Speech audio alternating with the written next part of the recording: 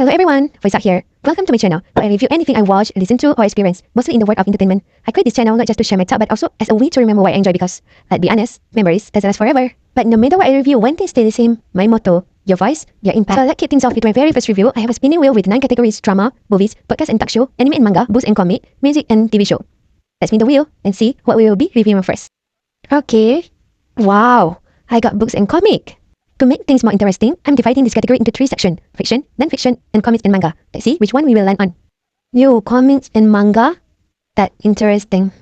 I usually read them on the Webtoon app, so for my first review I picked something from there. Webtoon offer a ton of genre, so let's decide which one I should read. The available genre are drama, fantasy, comedy, action, slice of life, romance, superhero, science fiction, thriller, supernatural, mystery, sport, historical, heartwarming, horror, and informative. Let's spin the wheel. OMG. Thriller? No. This is my least favorite genre. It's always so creepy. Now, to make it even more random, I picked the first letter of the title. And I got N.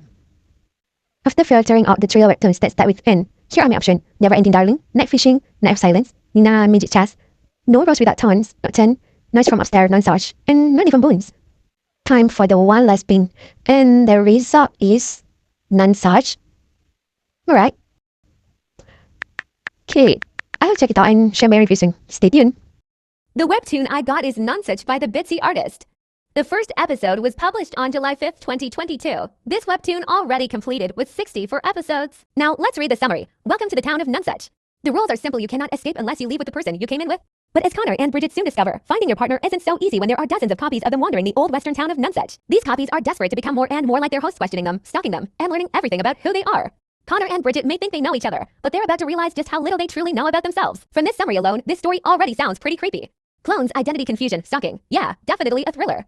But hey, I picked this, so let's get started. For the early episodes, Nonesuch feels really engaging. It's a fresh experience for me since I haven't seen a story quite like this before.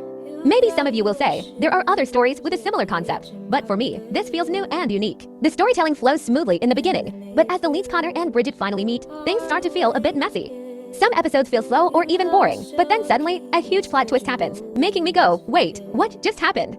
The story keeps shifting between predictable and unpredictable moments. I could guess some things, but others caught me completely off guard. At first, the plot kept me hooked, but somewhere in the middle, I felt a bit lost. I'd just be blinking, trying to process all the information thrown at me. To put it simply, Connor and Bridget get lost in a mysterious forest, and suddenly, there are clones of them everywhere. Bridget has an injured knee, which makes it hard for her to run, but luckily, she's saved by someone who has been trapped there for a long time. That's where she meets Shannon's, a character with her own backstory and tragic past. The rule is clear: Bridget and Connor must find each other to escape. But there's one major problem: they seriously lack communication and trust. When it comes to their relationship, I'm not sure how their romantic feelings are portrayed. Connor definitely seems to like Bridget more than he realizes, but Bridget is clearly the dominant one in their dynamic. And honestly, she's such a badass. She's also incredibly stubborn, haha. But I love how the writer gives each character their own trauma and how the clones use those traumas to break them. Despite some pacing issues, a lot of the story's elements fit together well. One thing I really love is how the art style shifts, starting off soft and gradually turning darker as the story gets more intense. The colors, lighting, and shading are well done, creating a perfect eerie atmosphere. It's clear that the author put a lot of effort into the visuals. I also appreciate the character expressions and body language. You can literally feel their emotions change when they're in danger or when someone dies. My eyes were glued to every intense moment. The writing style itself is pretty standard, but what really stands out is how well the story matches the mood of each scene. The way the dialogue is structured adds to the suspense, and each character's way of speaking fits their personality and background. However, I couldn't really find any memorable lines. Maybe it's because of the clone theme, but some dialogues feel repetitive, which makes sense. But still, haha, lol. Overall, Nonesuch has an intriguing concept, strong character development, and amazing visual storytelling.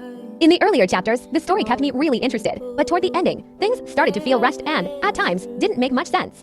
Maybe it's because too much was happening at once, making it harder to follow. That said, the ending was still satisfying. I liked how the main leads finally communicated well and realized they loved each other more than they initially thought. It wasn't an ending that was too easy to predict, but it also didn't have any major shocking plot twists.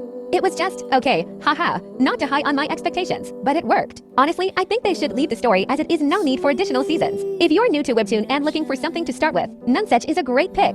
It's not too heavy, but it still keeps you engaged. The strongest point of this Webtoon is definitely the art style. The way it blends an old, eerie setting with detailed character expressions is amazing. As for flaws, the story can feel a bit repetitive, and Bridget's character can get annoying at times, but in a way that makes sense for the story. For anyone still searching for something to read, I'd say give this one a shot at least once. As for me, I've read it once, and that's enough.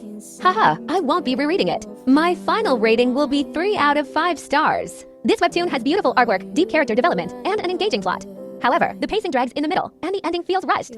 It's not bad, but it's not amazing either. It sits right in the middle. Worth reading, yes. Would I reread it? Nope. Haha. Alright, that's all from me. I definitely had a lot to say about this webtoon. Oh, before I forget, if you're wondering what song would match the vibe of Nonesuch, I actually found one while reading. It's Sweet Connection by Jessica Rika. Something about it just fits so well with the story. I'll include the link below, so check it out. Sweet connection, and I'm waiting for the time that we will meet up again. That's it for now. Don't forget to like, subscribe, and stay tuned for more reviews. See you soon. This is Spice Out. Bye.